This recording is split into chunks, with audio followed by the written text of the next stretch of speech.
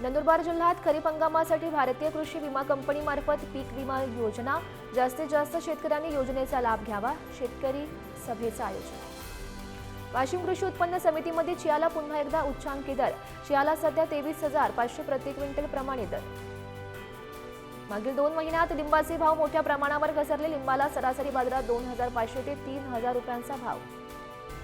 मुसळधार पावसाचा भाजीपाला पिकांना फटका, मेथीला सध्या बाजारात 3,000 ते 5,000 रुपये प्रति क्विंटलच्या दरम्यानचा दर। पुढील काही आठवडे मेथीचे दर टिकून राहण्याची शक्यता। धुळ्यामध्ये कडू कारल्यामुळे तरुण शेतकऱ्याच्या आयुष्यात गोडवा, 3 वर्षांपासून कारल्याच्या उत्पन्नातून लाखोंची कमाई।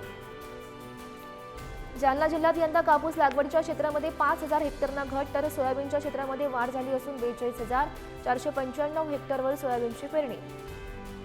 जालन्यामध्ये बेलीला लगडलं पॅशन फ्रूट हे एक स्वादिष्ट आणि पौष्टिक फळ।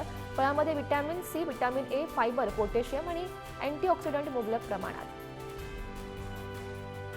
खानदेशात पपई लागवडीमध्ये मोठ्या प्रमाणात वाढ, यंदा पपई लागवडीचं क्षेत्र 15,000 हेक्टरवर पोहोचलं।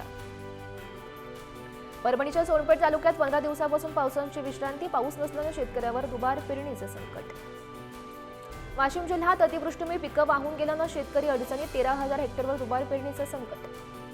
संभाजीनगरच्या कन्नडमधील नाजलवेल परिसरात मका पिकावर अळीचा प्रादुर्भाव, औषधांच्या फवारणीचाही अळीवर परिणाम नाही। भंडारा जिल्ह्यात अतिवृष्टीमुळे 4,936 हेक्टरवरील पिकं जमीनदोस्त, जिल्हा प्रशासनाचा शेतपीक नुकसानीचा प्राथमिक नजर अंदाज, सुधारित अहवाल जाहीर।